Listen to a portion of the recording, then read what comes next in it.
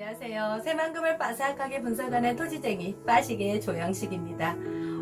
요 며칠에 새만금에 관련된 뉴스들이 막 나오고 거기에 맞춰서 정말 새만금은 이제 앞으로 훨훨 날겠구나라는 그런 설레임이 저도 굉장히 많았습니다. 그래서 그 내용을 준비하고 있는데요.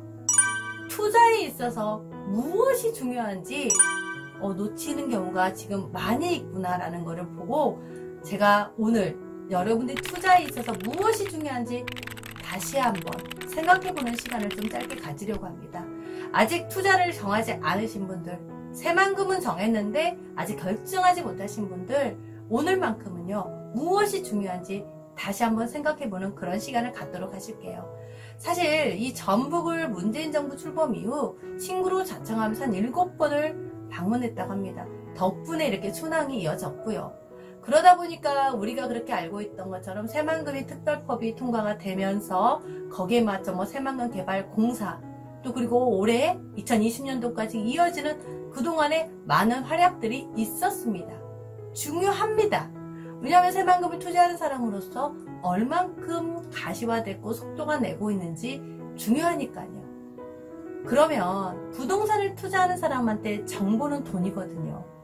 정보를 여러분들이 제대로 정말 분석할 수 있다면 전문가가 필요가 없겠죠. 하지만 이게 정보를요 의심하지 말고 본질로 파악할 수 있는 실력이 되지 않는다면 그에 맞는 안목이 여러분들한테도 필요합니다. 쉽게 저는 여러분들과 자료를 좀 많이 그동안 가지고 함께 했었는데 모든 투자는 전문적으로 접근해야 된다고 하는데 나는 자료를 안 보고 그냥 혼자 막 합니까? 내가 그냥 하고 싶은 대로? 그건 아니잖아요. 투자에 있어서 기획이 있고 계획이 있습니다. 기획은 뭐예요? 큰 그림이잖아요. 그러면 그 큰 그림은 예를 들면 여러분 이사 갈 때 제가 예를 드렸잖아요. 5년 뒤에 어디로 이사를 가겠다. 그러면 거기에 맞춰 계획은 또 엄마들이 세부적으로 세우게 되잖아요. 마찬가지입니다. 여러분 투자도 기획은 이미 우리 5차 국도 종합계획에 새만금이 수도 없는 말이 나옵니다. 그 중에 제가 간단하게 이야기를 함께 할 건데 그 기획이 돼 있으면 계획은 이제 또 어떻게 세웁니까? 새만금 개발공사, 새만금 개발청에서 내부 개발은 세부적으로 들어가는 거고 그리고 부항군은 부항군 관리 계획이 있다는 겁니다. 그래서 여러분 시작은요 기획과 계획으로 들어간다는 겁니다. 이걸 알아야 여러분들이 투자의 시기를 정하고 투자처를 정한다는 겁니다. 자, 그 이야기를 하면요 이렇습니다. 여러분이 이게 지금 5차 국도 종합계획에 나와 있는 내용이거든요. 자, 보시면 2017년도까지 1단계 작업되는 부분이 여기 여러분 보이시죠? 자, 제가 한번 해보겠습니다. 아이고 잠깐. 네, 2017년도까지 이렇게 내부 개발을 착수하게 됩니다. 그래서 2018년도를 보시면요. 어떻게 되죠? 내부 개발에 본격화가 되면서 여기에 기반 시설이 공사가 되고 지금 하고 있잖아요. SOC 공사하고 있고 내부 개발 관련된 착수가 다 들어간 시점이 2018년, 19년, 20년 딱 3년 차거든요. 여러분 그냥 이 기준점이 되는 게 그래서 대부분 2023년 잼버리 대회 사건으로 시점으로 이제 많이들 이야기하는데요. 이게 이미 기획되어 있는 부분을 전문가로서 접근해 보는 겁니다. 2020년도에 여기가 딱 가운데 이렇게 중심을 두고 22년도까지 본격적으로 이 내부 개발이 마무리가 된다는 겁니다. 그러니까 지금은요 2020년은 이 새만금이 수면 위에 떠오른 겁니다. 이 시점에 투자를 하기 때문에 굉장히 중요하다고 말씀을 드리는 거고 2023년 잼버리 대회 시점 이후부터는 보시면 1단계 내부 개발이 완료가 됩니다. 자, 그 다음에 2단계 내부 개발이 이제 지속이 되는 거고요. 자, 그러면 2023년부터는요 내가 지금 산 땅 위에 여러분들이 이제 아파트가 지어지고 원룸이 지어지고 신도시가 생길 만한 그 땅으로 선점을 해야 된다는 겁니다. 자, 그러면 자 지금부터 집중하세요. 첫 번째 여러분들이 선택하실 때 이 땅도 괜찮은 것 같고 저 땅도 괜찮고 내가 자금이 있을 때 여러분들이 나누어질 때 딱 기준을 정하세요. 2023년도에 내 땅 위에 여러분들이 건물을 올릴 수 있느냐 없느냐 이렇게 기준점을 잡으면 쉽다고요. 그리고 지금 이후에 내가 이 땅을 잡느냐 안 잡느냐로 여러분들이 그걸 기준으로 잡으시면요, 땅을 선점하는 데 있어서, 투자처를 선점하는 데 있어서 쉽게 잡을 수 있다는 겁니다. 예를 들어 볼게요. 보통 아파트 투자는 많이들 해보셨으니까 제가 아파트 투자를 할 때요, 집도 보지 않고 투자한 적이 있습니다. 왜?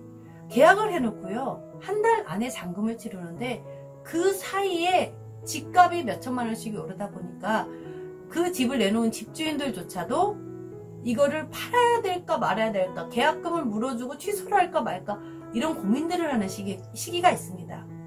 그렇기 때문에 집을 보여주지도 않으려고 해요. 그래서 저는 내가 사는 집이 아니기 때문에 그 비슷한 집을 보고 계약을 했던 적도 있고요. 그때는 여러분 이 집을 정말 투자했을 때 갔느냐 안 갔느냐가 중요하지, 제가 그 집을 500만원, 1000만원 깎느냐 안 깎느냐가 중요하지 않았거든요.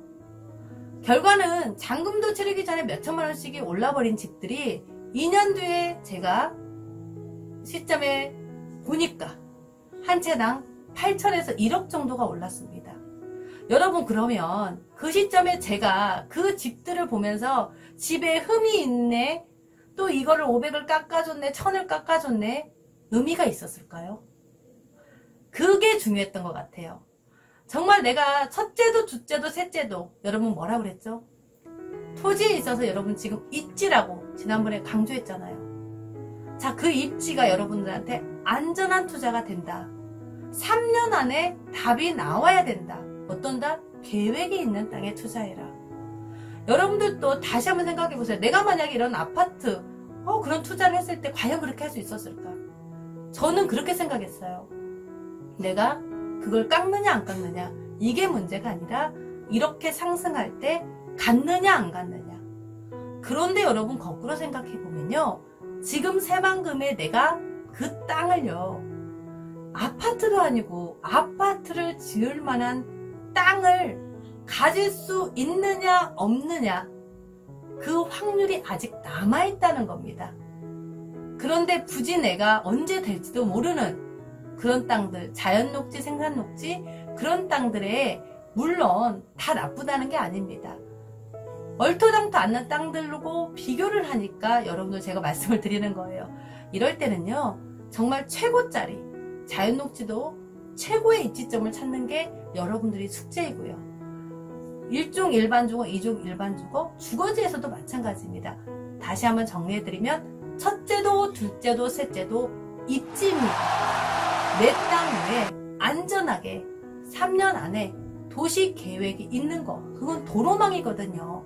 1차적으로 도로망이 돼 있다면 여러분 첫째도 둘째도 셋째도 일단 안전한 투자로 통과된 겁니다. 정리해드렸습니다. 여러분, 내가 3년 안에 새만금에서 돈을 벌고 싶어? 아파트 투자보다 쉽습니다. 계획되어 있는, 기획분 이미 여러분들 봤으면 계획되어 있는, 그러면 그 계획이 여러분들 앞에 이 땅을 갔느냐 안 갔느냐를 여러분 사투를 벌일 지금의 타이밍이 2020년이라는 것을 여러분들과 함께 하는 겁니다. 그러니까 앞으로는요, 내가 만약에 그런 기회를 여러분들 갖게 된다면 그 기준점으로 선점을 하시길 바랍니다. 그러면 여러분들이, 저는 분명하게 이 새만금에서 수익을 내고 나중에 저에게 댓글을 여기 이렇게 선점했더니 정말 돈을 벌었네요 라고, 저는 그런 날이 있을 거라고 저는 생각하거든요. 여러분들 2020년 새만금 수문이 올라선 거 맞습니다. 이럴 때 어떤 기준으로 선택해야 되는지 오늘 그걸 다시 한번 얘기했습니다. 내가 투자할 때 첫째도 둘째도 셋째도 안전하게 무엇이 입지인지 여러분들 갔느냐 안 갔느냐 이 생각으로 여러분들이 선정하시기를 바랍니다. 토지쟁이 빠시기는요, 여러분들이 또 더 정말 돈 되는 땅을 선정할 수 있도록 좋은 정보로 함께 하도록 하겠습니다. 감사합니다. 이 영상을 보시고 도움이 되셨다면 구독, 구독과 좋아요는 캔디에게 큰 힘이 된답니다. 안녕!